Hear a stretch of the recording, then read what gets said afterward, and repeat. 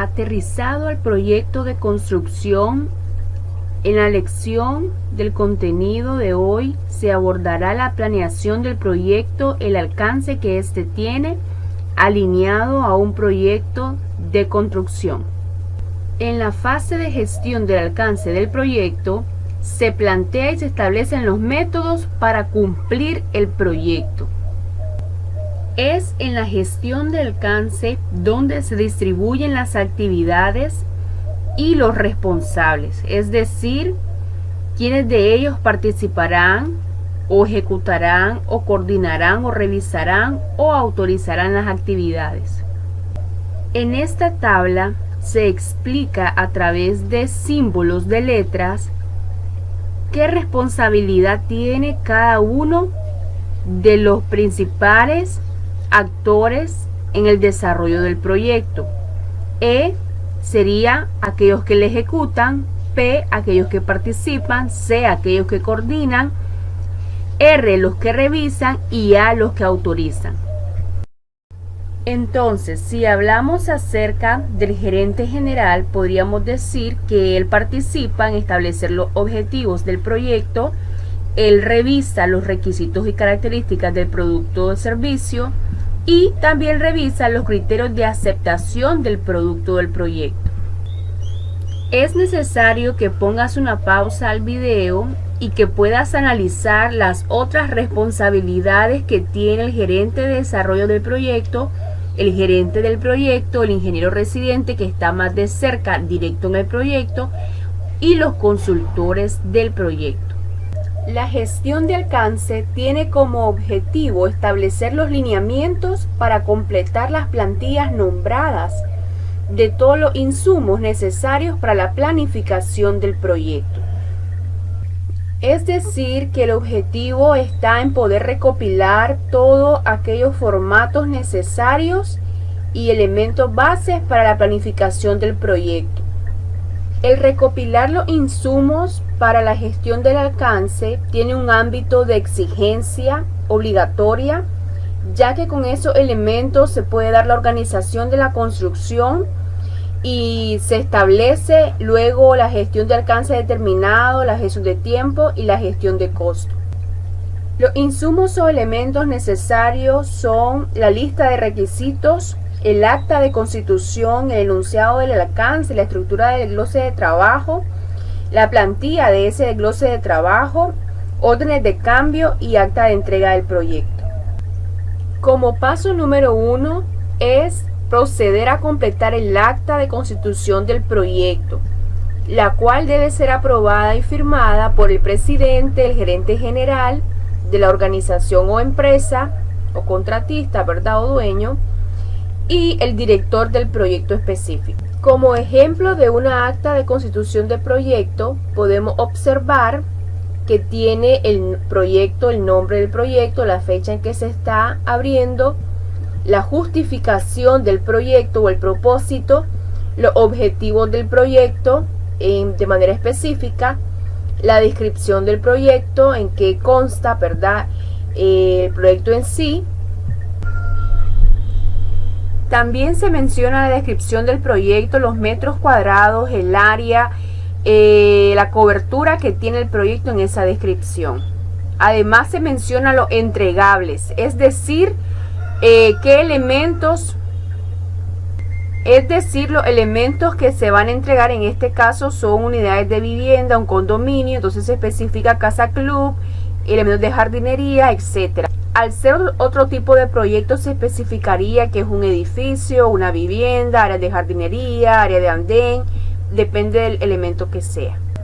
También en esta acta se establecen un cronograma específico de etapas donde se harán los efectivos pagos o cortes por avance de obra, especificando fecha de inicio y fecha de finalización y el presupuesto asignado para esa etapa.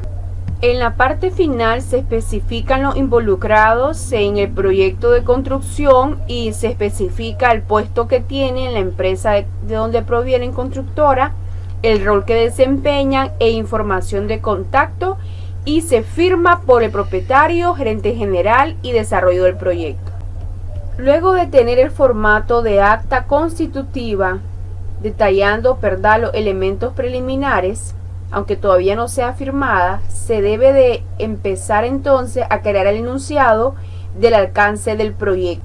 En esta opción se delimita específicamente el nombre, los objetivos del proyecto, los criterios de aceptación, los límites y restricciones.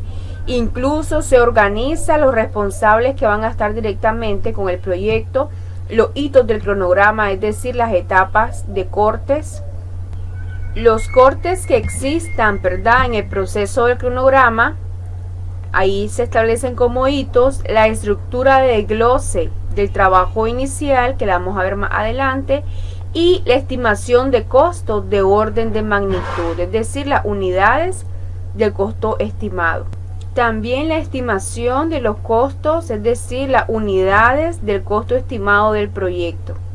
Entonces aquí entra la especificación del diseño y presupuesto, dando los detalles de elementos de etapas y subetapas, cantidades y cantidades en cuanto a unidad, ¿verdad?, de metros cuadrados y la fecha que se pretende realizar. En el paso número 3 se debe detallar la estructura de desglose de trabajo, abreviado EDT, y es aquí donde se tiene que analizar el IR, en este caso cualquier detalle de criterio de aceptación del producto y requisito del producto.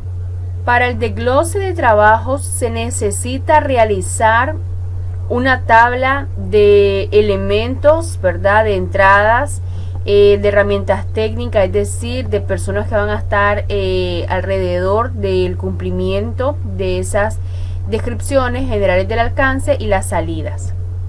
La salida es meramente los elementos que estamos trabajando pues en estos que les estoy mostrando, en estos ejemplos de formatos, de tablas, de enunciados y esquemas que nos van a ayudar para poder organizar el proyecto. Entonces, la estructura de glose del proyecto o de trabajo se debe de hacer en un esquema gráfico que represente cada etapa principal y las subetapas que lo definen.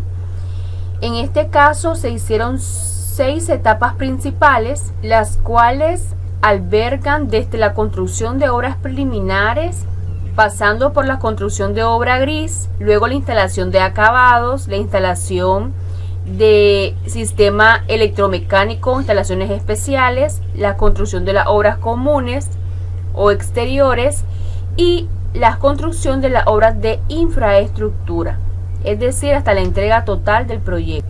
Se hace también una tabla de actividad de estructura detallada de trabajo por cada etapa macro dentro de esta organización.